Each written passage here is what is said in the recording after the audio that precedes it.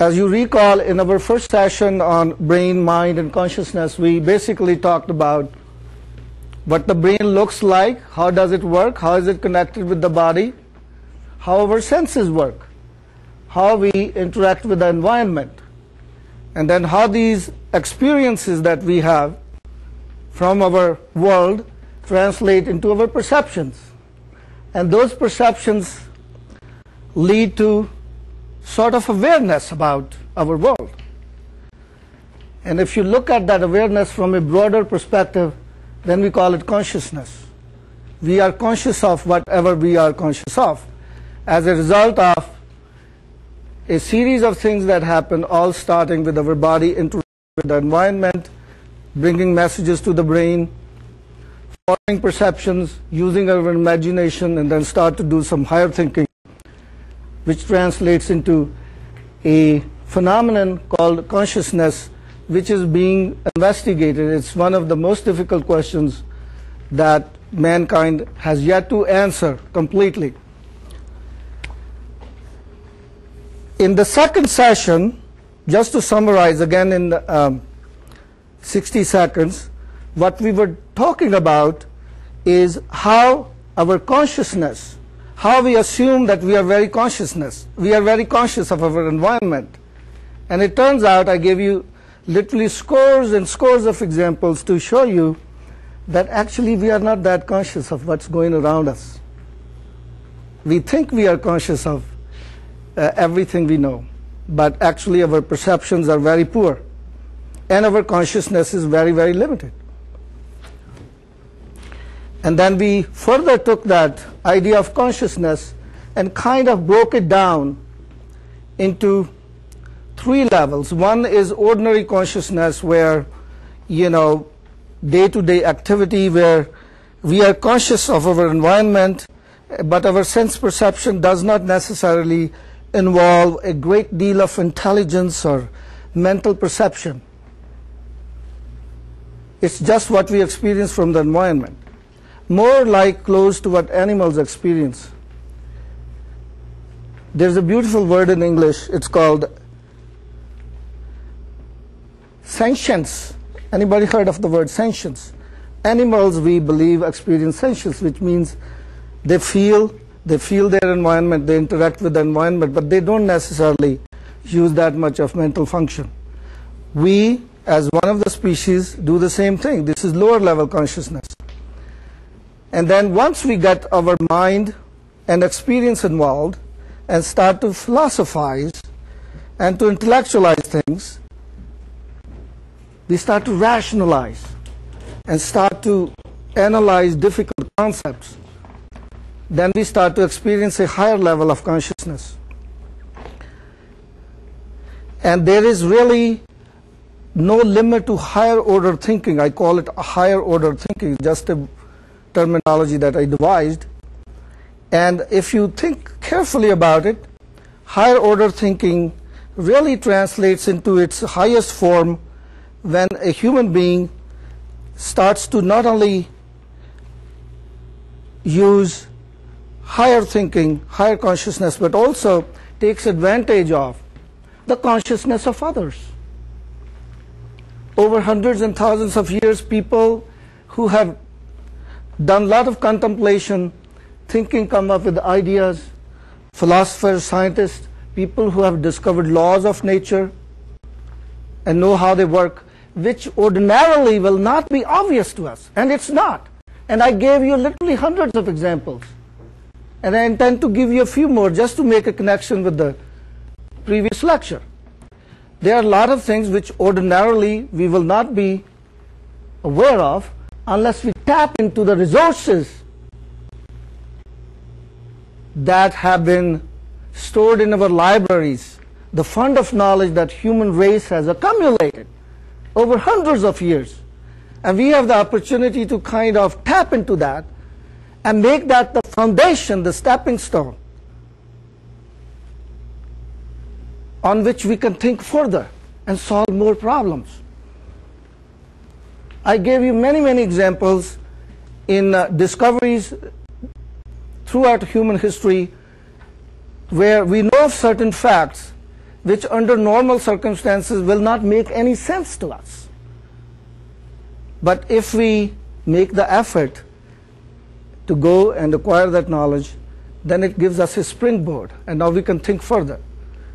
I gave you so many examples of things that are not that obvious, but they are true. But who can contemplate on those problems? Someone who has done the research. Just to make a connection, I want to give you a couple of more examples, and then we move on to today's session, Brain, Mind, and Consciousness, session number 3. I was giving you examples, some examples from our scientific discoveries, which has kind of made us aware so much about our world which we did not know before.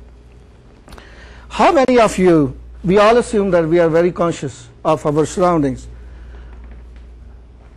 I want to make this lecture fun, that's why I want to give examples. How many of us are, for example, aware that if I could take a grain of sand, just a grain of sand, and send it at a speed close to almost the speed of light, very fast, and hit this wall, it will make a hole about this big in the wall. Now, that's a fact. We can test with our technology and little marbles. We know that's a fact. We know from car collisions, right? The mass of the car or the truck and the speed that it was going will determine what the impact is. But these things are not obvious to us, but they are true in our surroundings. They are happening all the time. How many of us are aware or conscious of the fact that we pretty much live in a completely empty universe?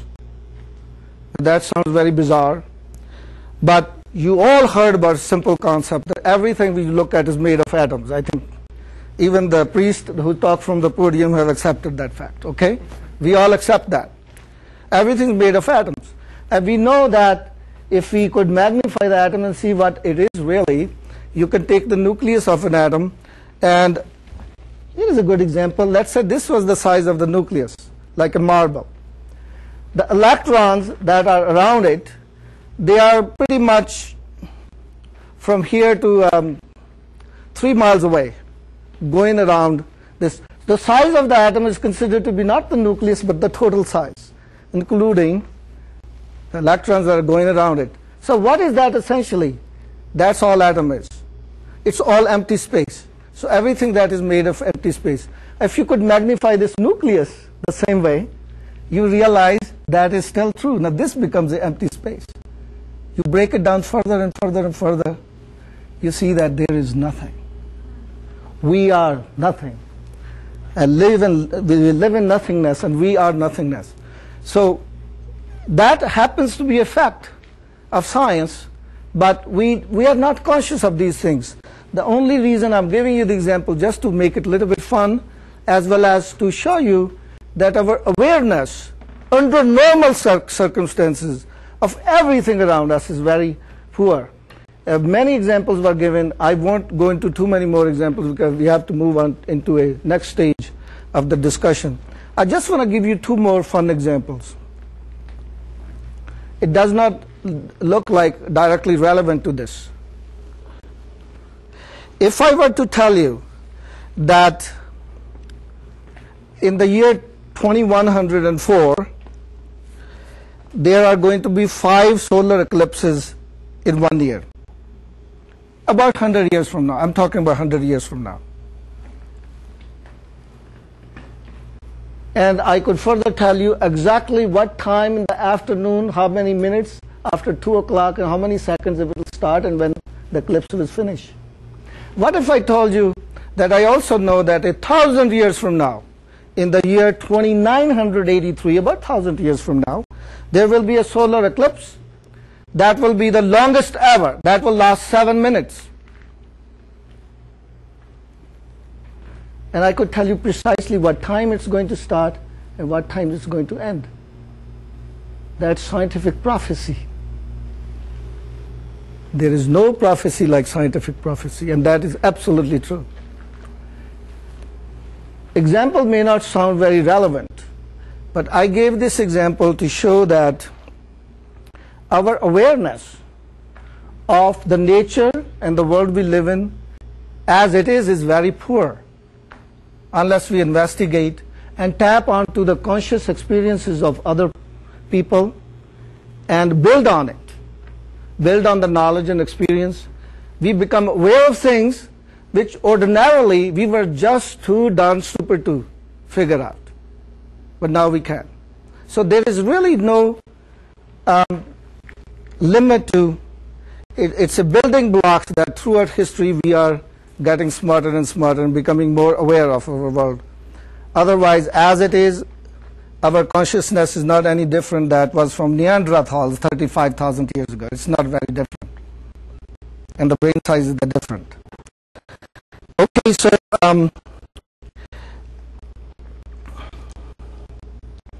I gave a few of these examples just to reinforce what I was talking about in the second session. Now we can move on. I'm going to try this session to conduct in about the same way by giving many examples. But there is a little bit of a problem because the first 20-25 minutes will be a little bit boring before I start doing interesting examples. And the reason for that is that's the nature of the subject. And if I don't at least make a reference to certain things, then it's an incomplete, we do 10 hours of talk on brain, mind, and consciousness. Someone listens to it. They'll say, Dr. Singh, you're trying to say all these fancy things, but all this research has been done and you didn't even make a mention of that. So I think it's appropriate, at least I make a mention. And I will try to make it not as boring as it really is. So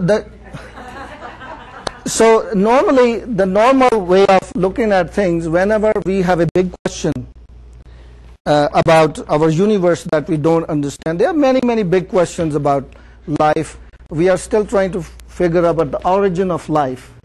We're getting closer and closer. Origin of life. We still don't fully understand our universe, but we're getting closer every step. What is consciousness is one of the big questions that has haunted mankind since the dawn of history.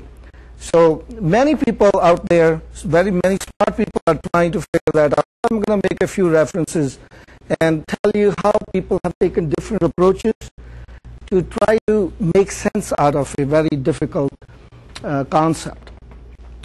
Normal way of looking at things and to investigate something is people first like to theorize. They have a hypothesis. It's like saying, I have done a lot of thinking about it. I've been thinking, and I have come up with the idea that I think consciousness is, quote and unquote. That's how everything starts. It's called hypothesis. And then it's very similar to theory. When we use the word theory in science, it's not like ordinary common parlance when somebody says, oh, my theory about this is about 9/11. No, it's not in that sense. Theory in science means there's body of evidence. It's not proven. It may be proven wrong, but idea of hypothesis has to be reasonable. It has to be based on some observation, some kind of a clue, or something that there is something out there that suggests that is what consciousness. So theories are developed first, and then we try to test them to see if they're true or not. Very often they turn out to be not true, especially on a subject like a complicated subject such as consciousness. Some theories are theories at one point in history. Sometimes they do become a fact. How many of you, for example, know that everybody heard about Darwin's theory of evolution? We continue to call it Darwin theory of evolution. We continue to call it theory because it's a buzzword for the last, 300-400 years. And it's become part of the language, so we're never going to change it. It turns out that is no longer a theory, that has become a fact. All the ideas ever described in mind and consciousness, more specifically, are either in the realm of philosophy or science. Those are the two subjects. If you're wondering what about religion, what happened to religion, religion deals a lot with that. Well, the religions that talk a lot about this kind of, most Western Abrahamic religions don't talk much about it. Some Eastern religions talk a lot about it. Buddhism talk about Vijnana, and the Hindus talk about Vedanta. So those things are, I'm including them in philosophy because basically they are philosophical systems. They are not very different. In fact, many schools of philosophy are developed on those ideas. So primarily there are two subheadings, philosophy and science. So basically everything falls under their umbrella, headline, so to speak. It is very important to very briefly understand a historical relationship of four big players in history. And those four big players are religion, theology, philosophy, and science. And just want to make a comment about that. Hundreds of years ago, religion was the education. In other words, you go to school to learn about Bible if you're in the West. If you're in the East, you go to a Rishi or Muni and learn about the Vedas. Or after 600, 700 AD, if you were Muslim in the Muslim world, you study Quran. That was it. That was education. So nobody can ever question God. I mean, this is just not allowed. You cannot say a word against, you cannot raise the question if there is a God or not, because if you did, and this continued to happen, believe it or not, until like a couple of hundred years ago. You had a choice. You take a pick. You want to be burnt on the stake? You want us to chop off your hands and take out your tongue and put some kind of molten lead in your ears? Take a pick. This has been going on until a couple of hundred years ago. But that's beside the point. The point I'm trying to make, at one point, religion was the main player. And then I think, as human nature is, people start to ask questions. They always did. Even before before Christianity came on the scene, the Greeks, they asked questions. So people can ask questions secretly. They don't ask them openly. So religion has to come up with a justification to rationalize their ideas. So that is where theologians come. So what is a theologian? Theologian is a person who basically accepts the fact that there is a God, and all his rationalization, he may write books this big, but all the rationalization is to now kind of justify concepts of biblical wisdom, concepts of Quran, how to justify, how to rationalize it, to prove it, so to speak, philosophically, make a rational argument. So this went on for literally 1500 years. I think in the Middle Ages, when Copernicus, Kepler, all these Galileo, these people came, some philosophers got a little bit clever. And some of them started to ask further questions. And they said, well, if we can question everything, if we can doubt everything, if we can be inquisitive about everything, if we can be, question everything in order to learn through a process of debate, perhaps we can also question if is there a God? Maybe our assumption is wrong. So they started to question that as well. So now you see how the world is moving from religion to theology to philosophy. So theologians were philosophers basically, but they took an assumption. Philosophers have to question that, to analyze that.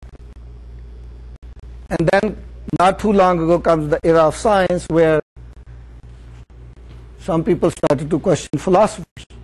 Say, you are rationalizing all this, but you still haven't really proven to me if you're right or wrong. I'm not sure what you're saying. It all sounds good to me, but is it really true what you're saying? So this is the history. The last era in which philosophy and science has always interacted with each other, that requires a special attention. And I'll tell you why. Philosophy, if you think about it in its meaning in its archaic sense, not in terms of writing huge volumes on what is knowledge to describe what is knowledge, what is emotion. You write a book this big, and there are books like you can read all your life and still don't make sense of it. But the thing is, I'm not talking about those schools of philosophy, but the archaic meaning of philosophy, the old meaning, the simple and stupid meaning is basically love of wisdom. That's the literal meaning. So if you want to understand philosophy in that sense, that doing logical analysis, doing reasoning, doubting, using your imagination, speculation, go in deep thought, contemplation, being mindful about a problem and to continue to try to solve that problem, be obsessed with the problem, go into very deep thinking. In that sense, philosophy is very important. It forms the foundation of science. Imagine if people didn't question, you have to have questions to answer those questions, right? So this is how we come up with hypotheses and questions, and so then we give it to science and say, okay, go ahead and figure out. It's not my job to figure out. You figure out the answers, and then science tries to figure out the answers. When it figures out the answers, not more questions. They did answers, but end up with more questions than answers. And those questions back to thinkers, philosophers, that they ruminate over it and they bring more questions. So what I'm trying to say is the process of thinking cannot be a limit. Science is not like a boring, stupid, dull experimentation in the laboratory. You have to do thinking first. That is why in some very certain sense we need philosophers, because they do the thinking for us. So in that sense, science and philosophy is a cyclical phenomenon. We raise questions. Science works hard sometimes for ages to get answer to one question. Finally, it answers the question, but that raises, we got one answer, but there are 5 more questions now on the problem. So we start thinking again and start probing further to have a better and better understanding of our world. There are so many philosophical approaches. Remember I said either it falls in the realm of philosophy or science. Let's talk about philosophy, what philosophers think about consciousness. I'm going to make it brief. This is the difficult and the boring part. Think of the word, when you think of philosophers talking about consciousness, think of the word ism. Everything is an ism. And if I start to tell you how many isms there are, you can't hear all that. You will throw up in the middle. There are so many names. I'll tell you just a few. Behaviorism, dualism, idealism, functionalism, and they all deal with the question of consciousness. Reflexive monism, phenomenalism, phenomenology and intentionality, physicalism, emergentism, mysticism. You want to hear a few more? Is that good enough? Personal identity, externalism, epiphenomenalism, epicognitivism, experimental philosophy, which is a combination of cognitive psychology and traditional philosophy. And then, the Vedanta and the Vijnana of the Buddhist is also philosophical system. And then in the West, there is a whole history of Western tradition talking about, which starts primarily St. Augustine about 1700 years ago. He took all these ideas from the Greeks. So he wrote like 100 books. How did he write 100 books? He was writing day and night. So, and then 1,000 years later, Anselm Aquinas is very familiar to all Christians. And about 400, 500 years ago, at the time of Isaac Newton, René Descartes, who had tremendous influence in Western philosophy. So you see, there's a big tradition in the West of philosophy and religious leaders who are basically theologians. So there is so much, there are so many isms and so many ideas that is on each one of them there are books. There are actually courses in colleges and universities on one of these isms. There's a course. So we can go to that, but the point is to was is that there is really no point in discussing isms because it won't lead you anywhere. And here is the reason why it's not these philosophical treatises which are this big still don't lead you anywhere. And the reason for that is philosophy is founded on rationalizing, rational thinking. And there is a problem with rational thinking. And I'll tell you why. You think about it. Do you think that the people who believe in flat earth society, there's a flat earth society, do you know? You think they are not rational? You bet they're rational. Go on the internet, you don't believe me, they give you examples from science. You show me a person who is not rational. I think we humans, by nature and by the enormous complexity of who we are rational, right? So we are all rational. You think holy rollers are not rational? Evangelists not rational? They are rational. So that is the problem with rationalism. It doesn't really lead anywhere. It doesn't really give you any answer. Einstein once said, he said, you know why I decided to go into science? I read this one big book on philosophy, and in the end I said, what he really said can be said in one sentence. Why did he have to write 1,000 pages on this? So there is a difference, subtle difference between rationalism and empiricism. Because you can be so beautifully rational and yet do not give me the answer. You could be entirely wrong and you sound so wonderful when you talk. So that is why science in some ways gained superiority over philosophy. It's empiricism.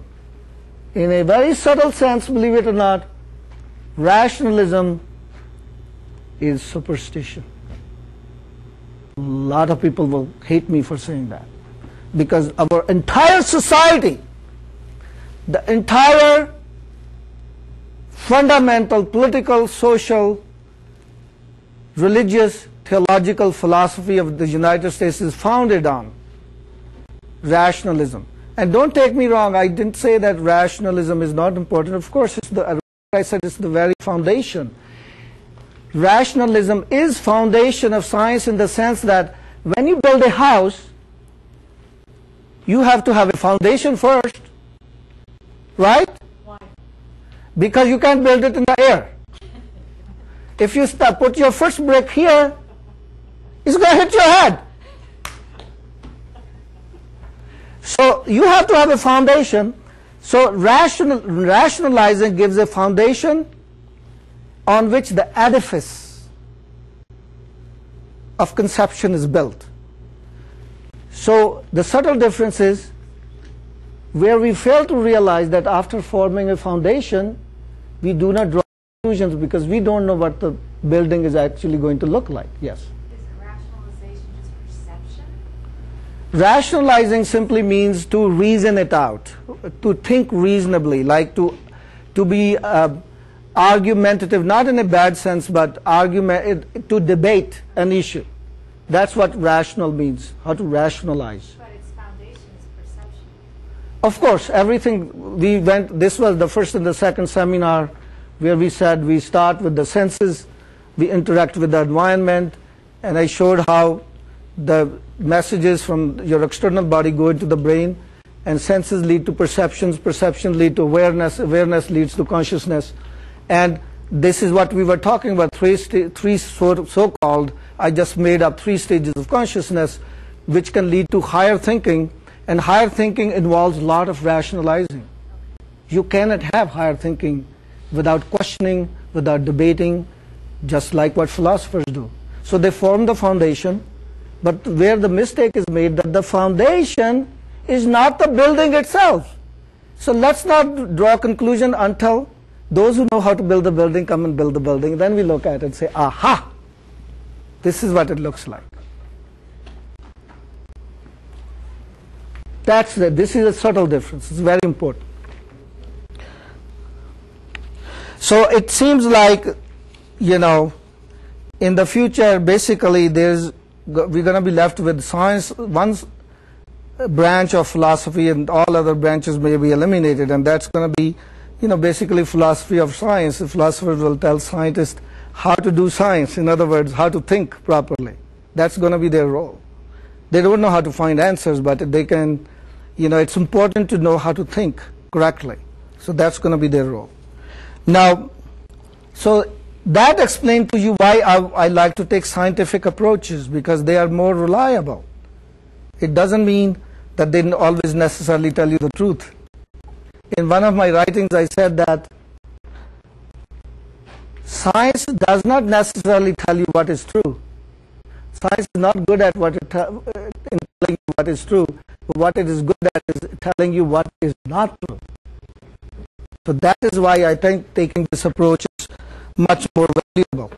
So the fundamental assumption when scientists think about consciousness is, and remember I said this assumption, it's an assumption, I didn't say anything else, is that somehow, consciousness is somewhere where brain cells connect together. They think that this is through some kind of synchronous activity of brain cells, networks in the brain, and maybe consciousness is some kind of novel property of computational complexity among the brain cells. This is kind of an assumption. And based on this assumption, there are many theories in science that exist, and different fields in scientific investigations have developed, and so there are 4 or 5, so no harm in mentioning them. They are either in the field of cognitive psychology or cognitive neuroscience, or in evolutionary psychology or evolutionary biology, experimental philosophy, or physical theories who physicalists believe in. And some of the methods that these people use, and I'll tell you a few methods, and it doesn't mean that every school of thinkers use all these approaches. Some use some approaches, others use other approaches, but some of the common approaches they use is some theories are based on psychological statistical studies. Some are based on case studies of consciousness states to study the deficits which is caused by surgery. Someone has surgery, someone has a trauma or illness that disrupted the normal functioning of the human sense and cognition. We study that. I'll give you an example. Persistent vegetative state. Remember that woman who was Shivo something a couple of years ago? So the debate was, is she conscious? Is she not conscious? Is she brain dead? What does that mean? But does that mean alive? Does it mean dead? Shall we let her die? So that is the kind of patients that we study. Of course, you can't take a live patient and do experiment on a person. You can't say, okay, let me take this little piece of the brain out of you and see how your consciousness is affected. We can't do that. But fortunately, we have hundreds of cases of accidents, traumas, illnesses, chemical imbalances. If we correlate with what their consciousness is, how their consciousness is impacted or deviate from the normal, it gives us a lot of very valuable knowledge. Some people take higher level mammals and remove certain parts of the brain. You can, I guess, afford to do that. They remove centromedial nucleus from which is part of the thalamus from some monkeys, and find out that it impairs their consciousness. So there must be something about the thalamus which is important to consciousness. It doesn't mean that consciousness lives in hypothalamus. It simply means that it somehow participates in the process of being conscious. So these are some of the methods that they use. I promise you I will spend only 10-15 more minutes of this kind of technical stuff, and then we'll start doing only examples and make it interesting. Can you bear with me? The reason is, if it's not there, then it's like, okay, it's all missing, all these Nobel Prize winners. These people are doing research you didn't mention. I know it's a little technical, but please bear with me. So there is a couple. They are Francis Crick and Christoph Koch. Francis Crick is one of the 2 individuals you heard about him, Watson and Crick, who in 1957 they discovered the structure of DNA, got Nobel Prize for that. Crick, one of their partners, became very interested in understanding consciousness in the last about 10 20 years. So he hooked up with this youngster, Christoph Koch. He probably does most of the work. He can sit on his laurels because he's famous. So they were using monkeys to try to understand consciousness, and they are saying that they find advanced cortical areas in the prefrontal cortex, which is the frontal part of the brain, and temporal lobes as carriers of some kind of neuronal correlates of consciousness.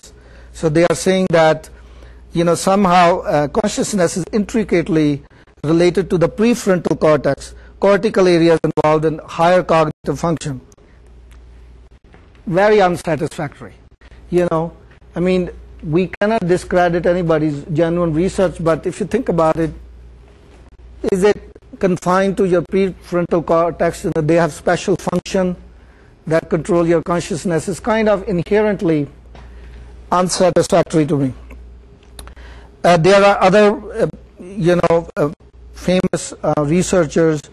One of them is Bernard Baars.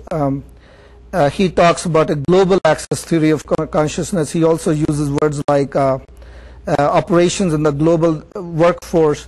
In plain English, what he's literally saying is that it's not related to one or the other part of the brain, that somehow the whole brain is involved. That's a simple way of saying it. That when it comes to consciousness, the entire brain activity is involved, and that it's not one function like visualizing something, seeing something, drawing something, understanding something, speaking or hearing. It's none of those. It's a global. In fact, there is a just about a month ago, there's a French scientist. His name is Raphael Gallard in the Gif-sur-Yvette, France. I don't even know if I pronounced the name of the town correctly. He was doing treatments on epileptic patients. So he had 176 electrodes in the brain, in every part of the brain. And in the process of doing that, he found something kind of interesting, that if they watch the brain on MRIs and see what's doing, when one area lights up, it triggers the other area to light up, and that area triggers the third and the fourth and the fifth area to light up, and the whole brain lights up during those milliseconds or seconds when the person is being shown something and becomes conscious of that, and we write a number on the wall or something. They use these maps, they hide your eyes, and then they let it go and observe what's going on. So during those moments, when a person is conscious, the whole brain is involved. So Bernard is very thrilled about that. I also got a little thrill out of that because I have thought about it. For many years I have believed that there is a global involvement. So it's kind of interesting. It basically shows that consciousness maybe is a dynamic process. It's not, there's not a single seat of consciousness in the brain. That's the take-home lesson from that. And then there are people who have physical theories of consciousness, and a prominent among them is Gerald Edelman. He's a physician like myself, but he's also a biologist. He actually got a Nobel Prize, not for this study, but for something else in medicine. He believes that consciousness is a purely biological phenomenon, and it can be explained in terms of the Darwin's theory. And then there is another physician. He's also a physician, believe it or not. He's a neurologist, Antonio Damasio, and he has done some experiments, but he's more like a philosopher. He's a scientist, but he uses more philosophy, and basically he has three ideas. His entire book, this big, can be summarized into 3 sentences, and that is, he believes that there is no consciousness outside the brain. That's conclusion number 1. I'm just giving you what other people say, okay? You're not drawing any conclusion. This is a teaching, this is a classroom talk, so we have to, yes, ma'am. Yeah, there is no consciousness without the brain. That is his conclusion number 1. And he wrote many popular books and very bestsellers, many of them. And this is almost a given that when you add a little spice, writing, little philosophy, that's how you sell and become rich. If you start teaching science, you think you're going to buy that book? Give me a break. So that's why he has popular books and we made a lot of money. So one of his conclusions is there's no consciousness without brain. And then the second conclusion that consciousness includes emotions, feelings. And then the third conclusion he has is that this is somehow multi-layered. Consciousness is a multi-layered thing, and he describes it in terms of, core consciousness, basic consciousness, and then extended consciousness, and higher extended consciousness. It's a philosophical view. It's more like when I broke it down into general consciousness, I said you can go to higher level of thinking and to a very, very, very, very, very high level of thinking depending on how much hard work you have done. So that's very similar to that. So we are just making small references to these people because they are important. They have done groundbreaking research in these areas. It doesn't mean they are right, but they deserve a mention here in this talk. And then there are other couple of famous people, Roger Penrose. Roger Penrose is, he won some awards together with Stephen Hawking. Actually, he was the one he's a mathematician and a physicist. He inspired Stephen Hawking when Stephen Hawking wrote his book, A Brief History of Time, and he started looking into black holes. This was all inspired by Roger Penrose. He was describing some mathematics to him on the blackboard, and he had epiphany almost. He said, this is something that needs to be looked at. So he dedicated his life and did a lot of remarkable research. So Roger Penrose is at, I believe, at Cambridge University, is one of the best mathematicians and physicists in the world today, I think. He has this theory of quantum collapses of cellular microtubules. If you recall my first session on brain, mind, and consciousness, I gave a lot of, I think, fairly good arguments why that's poppycock. That is, we have coined the term quantum quackery, okay? And what happened, he's a very reputable physicist. Actually, I respect him. I think he's remarkable. He has done such great work in physics, but I think in this area, he's totally on the wrong path. I think it should be left to scientists who, in this field, that's what they do. No, it doesn't mean that you have monopoly over it. He has equal right to research consciousness, why not? But we gave some arguments in quantum mechanics why he's completely wrong about that. And then what that has done is, and there was another guy, David Bohm, who was very influenced, is a scientist. He also, I think, was assistant of Albert Einstein for a while. He was very influenced by the Hindus, and he also used to go and talk with Jiddu Krishnamurti. He was influenced by, Schopenhauer, Hegel. These are European philosophers of the 16th and 17th century. So, when you form your views outside the realm of science and start to bring in little speculation, then you might well be a philosopher. That's okay. There's nothing wrong in being a philosopher. So these two are the giants. I think, I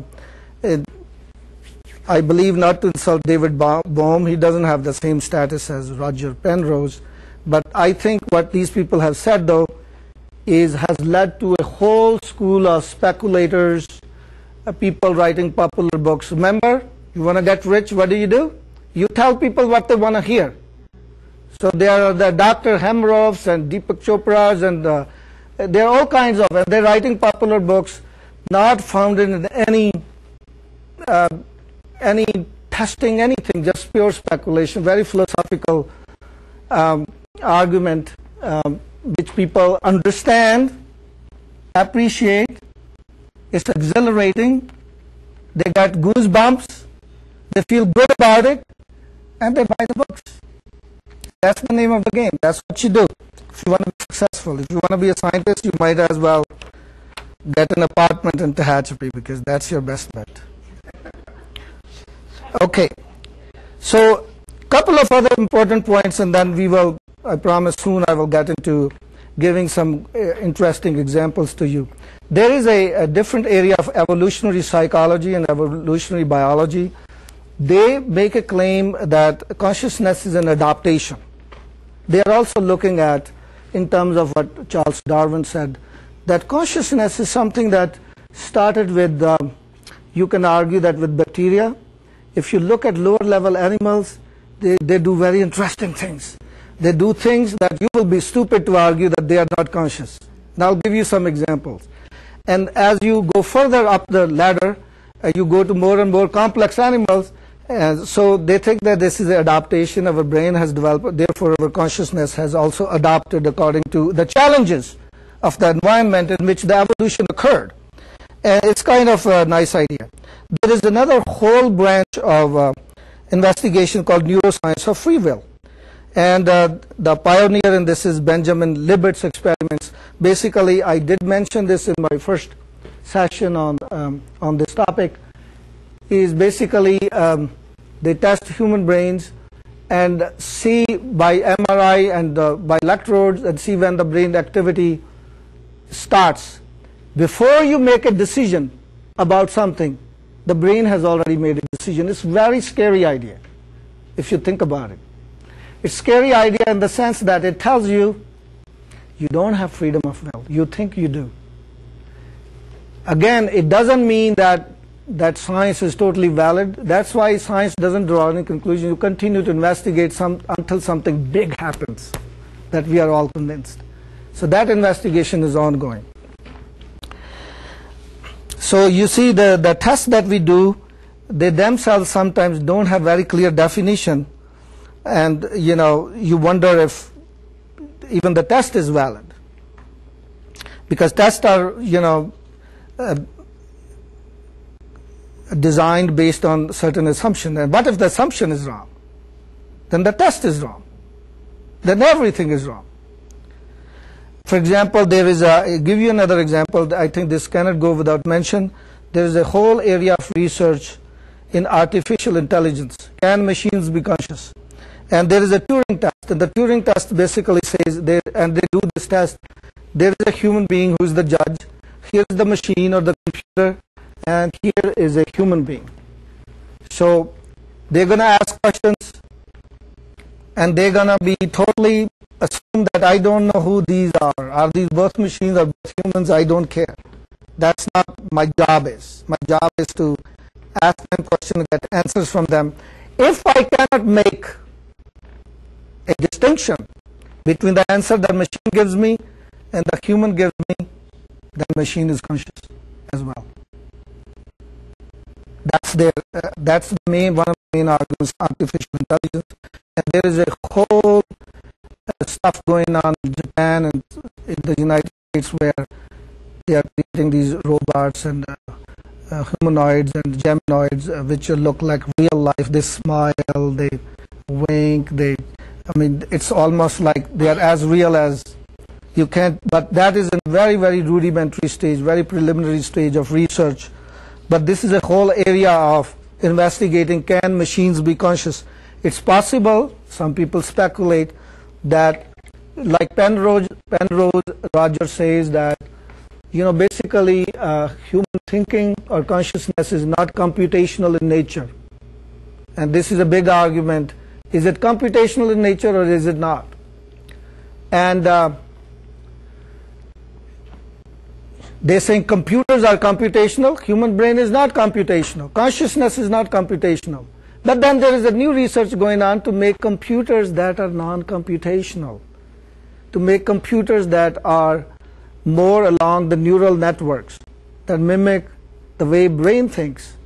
And it's possible the highest level of computational computer, if we design in the future, and they have the model already of quantum computers, if we could combine quantum computers with this new type of computer, many people believe, and I can't blame them for believing it, there's a fairly good reason to believe that as we are doubling the memory of computers every 18 months or so, if that continues, just in 40 to 50 years, we have a machine, there is no way you can make any distinction between a human and this machine. You can try whatever you want to try. There will be no difference. In fact, there is further speculation that these machines are going to far, steal a march on humans. And there is a whole area of fun stuff in science fiction that these machines could become dangerous. That's not our topic. We're not going to deviate from our subject. So, so you see, I'm pointing out some potential problems with this concept of consciousness by scientists. For example, one of the common problems is, on the one hand, they will say, well, brain is consciousness. On the other hand, they will say, oh, this results in consciousness. So their language, that it results into, that means that consciousness is something else, right? So we wonder, is it a language problem? Maybe the first seminar when we were talking about qualia and the problem of self, I, who is I? I'm aware of the fact that this is me. What is that? Is it only a language problem? So it might well be a language problem. So, but regardless, the underlying suggestion in most of these theories is that brain is somehow a consciousness is the manifestation of brain. One good example will be, let's see what happens in anesthesia. One of the differences between anesthesia is when you're sleeping, you're dreaming most of the time. It lights up if you take pictures of the brain. There are certain kind of anesthesia, not all kinds, that makes you truly unconscious. Now, if some of you had surgery in the past, it depends. I'm not saying, one of you will say, well, actually I was listening to what people were talking. It depends on what kind of anesthesia you have. But you will also see a lot of people will tell me, I had 4-hour surgery. They say, you drop down, wake up. And I said, okay, I went to sleep. There is complete absence of consciousness. So that kind of gives clue to some people that brain is probably, there is no consciousness without brain. And ironically, Dr. Hameroff, who is an anesthesiologist, who wrote popular books and made a lot of money, is the one who followed the theory, who is a follower of Roger Penrose. And that deviates from what anesthesia does, actually. So his views are different. But he's not really a scientist. I have heard him say, I didn't really understand what Roger Penrose said, but I felt. So are you writing books based on what you felt? You didn't really understand what Roger Penrose said, but you felt? I think he was saying this. Very interesting. We are getting very close to where we want to be. One important thing to remember is that René Descartes is a big name in the West, and he had way too much influence. And René Descartes is one of the big stars of Catholicism. He had great influence on the Western sphere of philosophy, and he's a dualist, which means he believes, he says, cogito ergo sum. I think, therefore I exist. Some scientists say, I exist, therefore I think. So he had a lot of influence, but lately, we are, not lately, I think for quite some time, people starting to realize that he was wrong about a lot of things. His ideas were erroneous, just like he was wrong about many other things. His speculative theories. He was a mathematician, very bright guy, and his books are still taught in philosophy courses in colleges here, especially in all the Catholic schools. There will be 2 texts.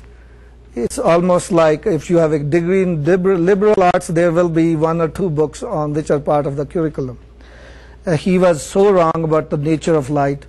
Everything that he was investigating, Isaac Newton was his temporary. And Isaac Newton did not have a good personality. He was a very grumpy man, but I don't blame him. He was immersed into the greatest problems in nature. Of course, guys like me irritated him, and I'd say, hey, hi, Mr. Newton. He didn't like it. But anyway, he wanted to prove everything that René Descartes said wrong. And he did prove wrong.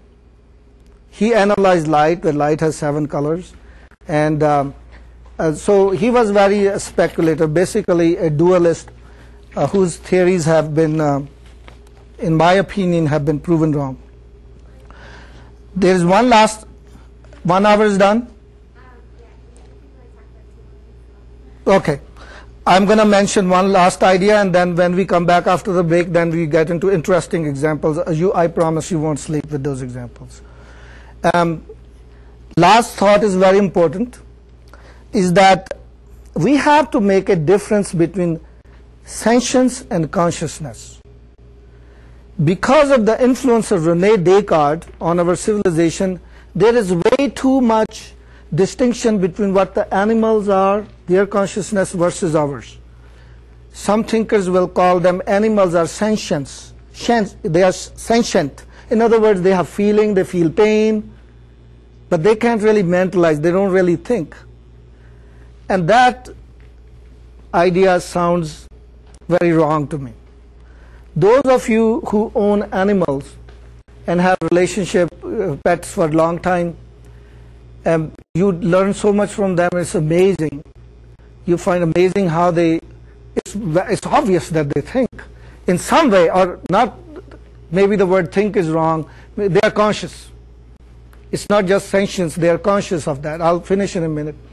And from satellites, they are taking pictures. We are understanding for the first time how in prairies dogs and cats, wild cats and lions, how they plan attacks. You have to have communication with members of the family to see how we're going to catch prey, which direction you're going to go from. We have a cat, and the cat one day was roaming around me and making noises, and I said, what the hell she wants? Because she has food, she has water, and I know she comes to me when she wants me to scoop out the, litter. All 3 things I can think of. So what is it that she's saying? She was saying to me, come with me, follow me, you close the door on the litter box. I need to use that. She took me there, I opened the door. So those of you who have experience, you know that that is a fact. That it's very likely a slow rise in the level of consciousness depending on how complex of a creature you are.